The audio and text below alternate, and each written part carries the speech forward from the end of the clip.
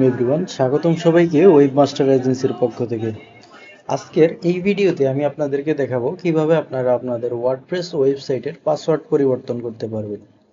এটি পরিবর্তন করার জন্য আপনাদেরকে সর্বপ্রথম আপনাদের ওয়েবসাইটের ওয়ার্ডপ্রেস ড্যাশবোর্ডে লগইন করে নিতে হবে। লগইন করার পর একদম ঠিক নিচের দিকে আসবেন, এখানে দেখবেন ইউজার নামে একটা অপশন আছে এবং এটার উপর মাউস হোভার করার পর পাশেই দেখবেন অল ইউজার নামে আরও একটি অপশন রয়েছে, এটিতে ক্লিক করবেন। ক্লিক করার পর এখানে আপনারা একাধিক ইউজার নেম দেখতে পাবেন অথবা আপনাদের ক্ষেত্রে একটা ইউজার নেমও থাকতে পারে। সেক্ষেত্রে আপনারা এই যে হলিডে প্লাস এটার পাশে দেখতে পাচ্ছেন এখানে একটা ইউজার নেম লেখা আছে লগইন, অথবা আপনাদের এখানে অ্যাডমিন অথবা যেটা আপনার ইউজার নেম দেন সেটা থাকতে পারে। তো আপনারা এখানে যেটা লেখা আছে সেম জিনিসটা আপনারা এখানে খুঁজবেন। যেমন আমার প্রথমেই লগইন অপশনটা রয়েছে, আমি এটার এডিট বাটনে ক্লিক করেছি। এডিট বাটনে ক্লিক করার পর এখানে দেখতে পাবেন এরকম একটি ইন্টারফেস আপনাদের সামনে শো করবে। আপনারা একটু নিচে আসবেন, স্ক্রল করতে করতে দেখতে পাচ্ছেন এখানে সেট নিউ পাসওয়ার্ড নামে একটি অপশন রয়েছে, এটিতে ক্লিক করবেন।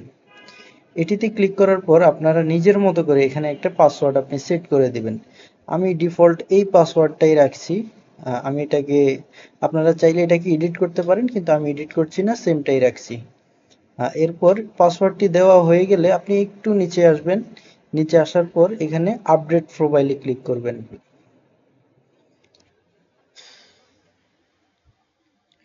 আপডেট প্রোফাইলে ক্লিক করার পর এখন যদি আপনি লগ আউট করেন,